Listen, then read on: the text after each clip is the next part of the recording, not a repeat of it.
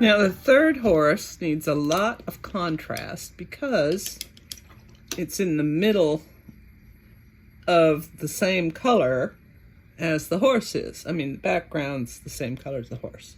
So I'm going to use black. And I'm going to use quite a bit of it to kind of do some outline work on the horse. And you'll see what it turns out like when I mush it.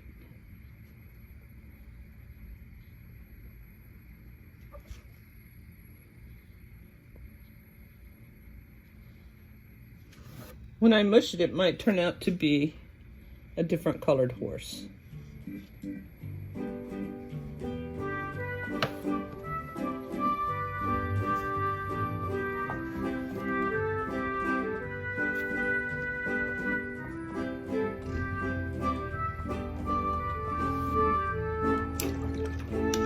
We'll see.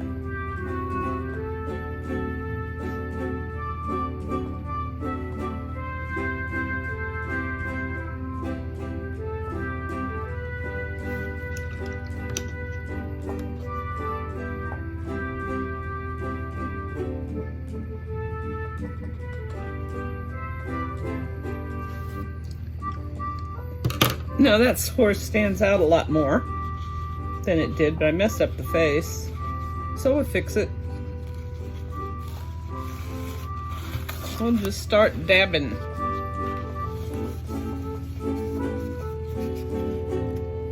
Too much black on the face.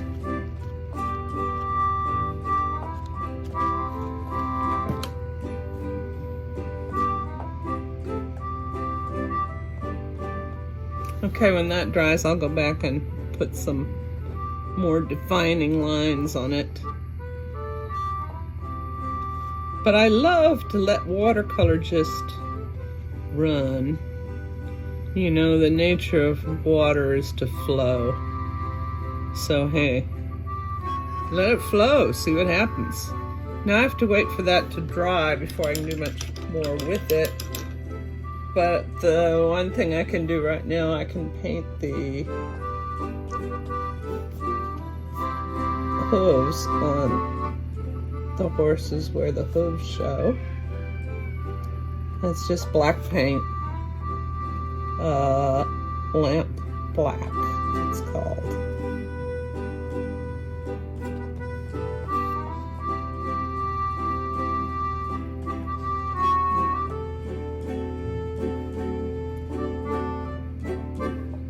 I can start to paint the mane and tail on some of the horses, but I'm going to have to wait for that horse to dry before I can really do very much. So, let me see if that's dry. Yeah, that's dry. I can put the eye back on that guy. A lot of watercolor painting is waiting for things to dry. There you go. Now I'm going to put an eye on the sepia horse. He's got a turquoise eye. In my universe, he does.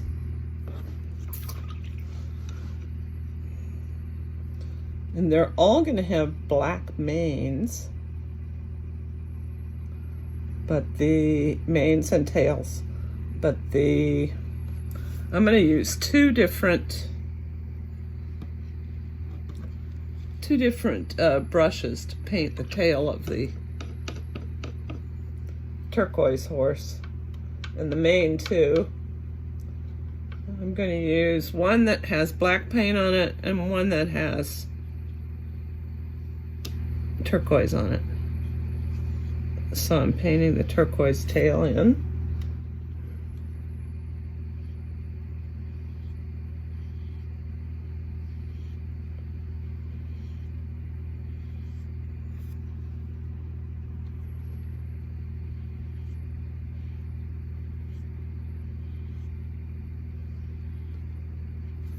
And then I'm going to use black on top of it, and I'm going to just let it mush in with the turquoise.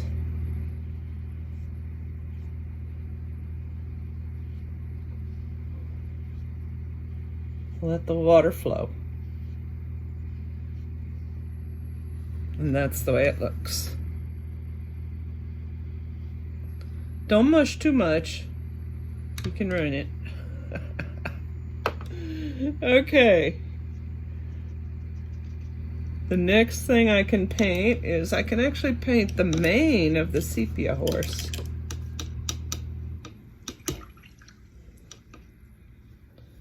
And that's going to be black.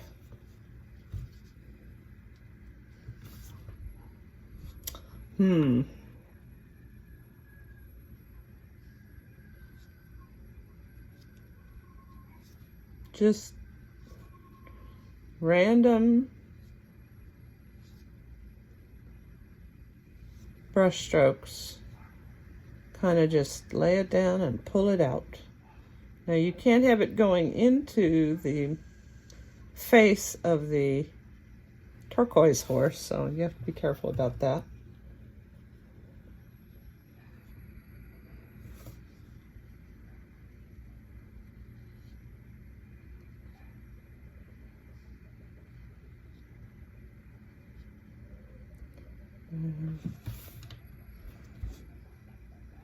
Maybe a little bit of it flies off this way. You can barely tell where his ears are. He's going so fast, his mane is just all over the place.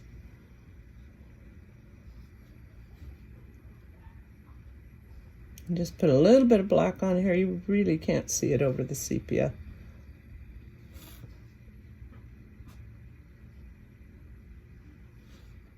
There we go. Okay, now I can't paint the sepia horse's tail until the paint on the orange horse dries. But I can paint the tail on the orange horse, and it will be black.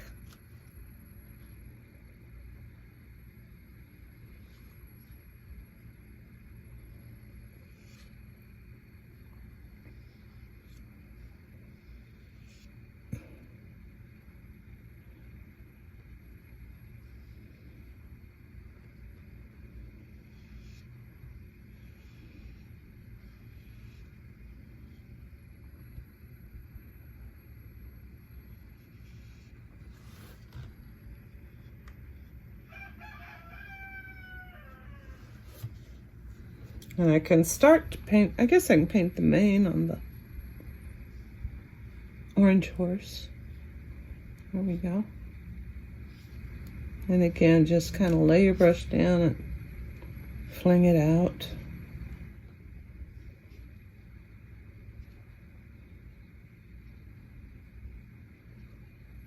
And this one, maybe some of that mane is flying around this way.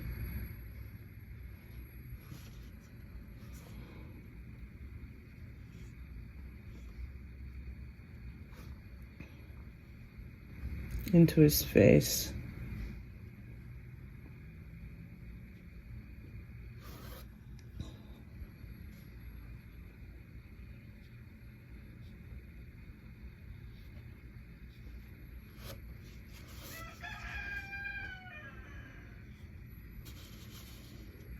There we go.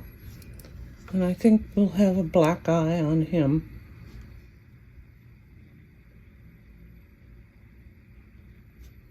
I often don't paint eyes on my horses at all. Blind horses.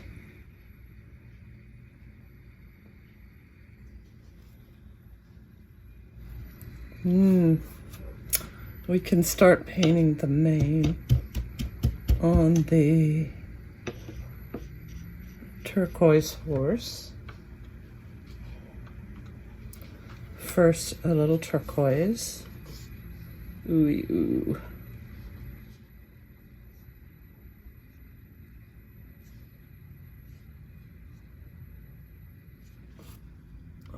It's probably too wet, but it's okay. That mane on this turquoise horse will cover up most of the tail of the sepia horse and the legs of the orange horse. You know, I have a hard time talking and painting at the same time. I'm gonna get better at it, but right now it's not my forte. Okay, a little black blended into that.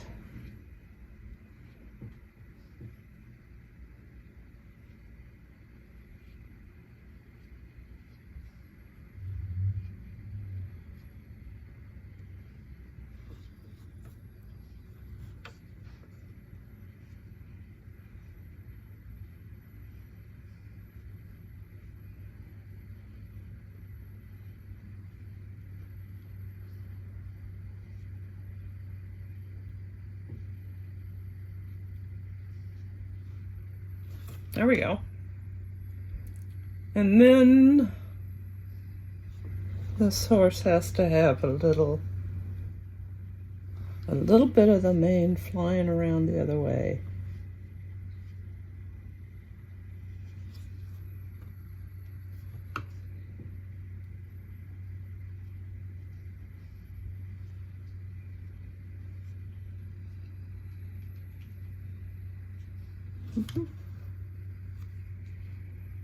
And I'm still not happy with the way that jaw looks. I'll fix that a little bit.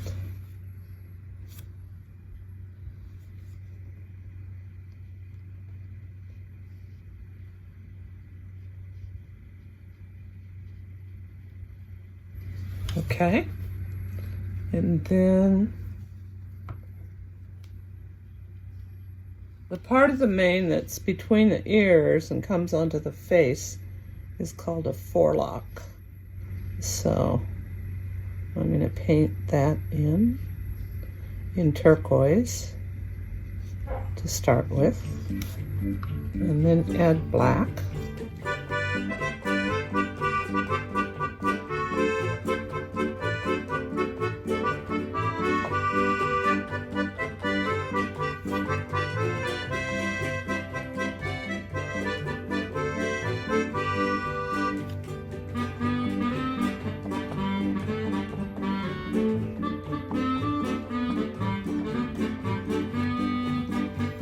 Don't overwork the mushing part.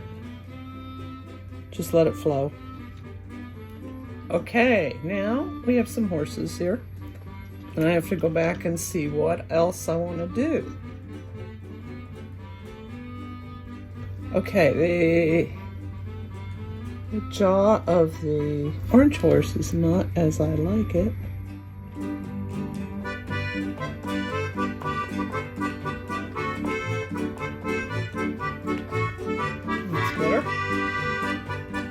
And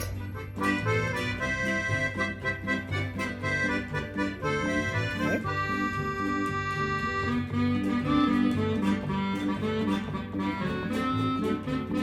And I'll show you how it looks now. It's not finished, but I'll show you how it looks now.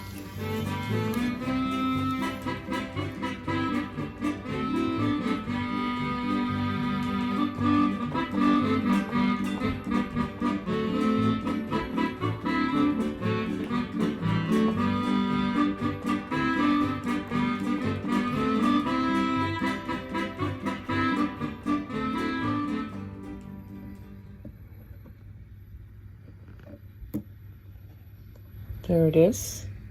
Okay. Okay. We're just going to finish up a few things on this painting. First, I'm just going to drop a little teeny bit of red where the nostril of each horse is. It won't be too bright when it dries because the paint below will show through. That's probably too much paint. Okay. So if it's too much paint, you just dab a little off with whatever's handy for dabbing. Just a little hint of red. Because these horses are running fast and breathing hard. I don't like that one. Okay, there we go. Just a little bit. And the last thing I'm going to do is decorate my horses. Now, these horses are reminiscent of cave paintings, and the background is sort of a little bit like a wall on a cave. So one might have a spotted horse. Okay, so a turquoise spotted horse isn't likely, but in my universe, they exist. That's the fun of painting. You're painting your universe. There we go. Maybe he has a few spots here too.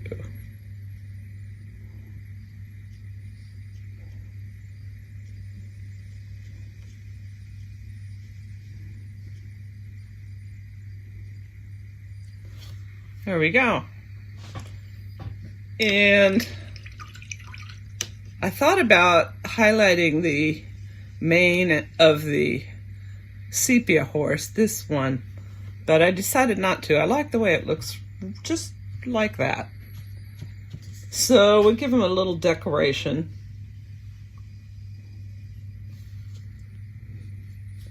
He's going to have turquoise spots. Not too many, just a few.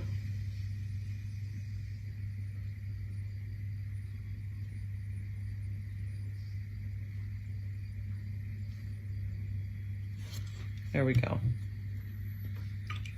And that's it. I'm not going to do anything else to the horse in the background, the orange horse, because he is in the background. And he kind of recedes into the background by not being as, dynamic, contrasting as the other two horses that are in the foreground. And that's it. The last thing to do is sign the painting.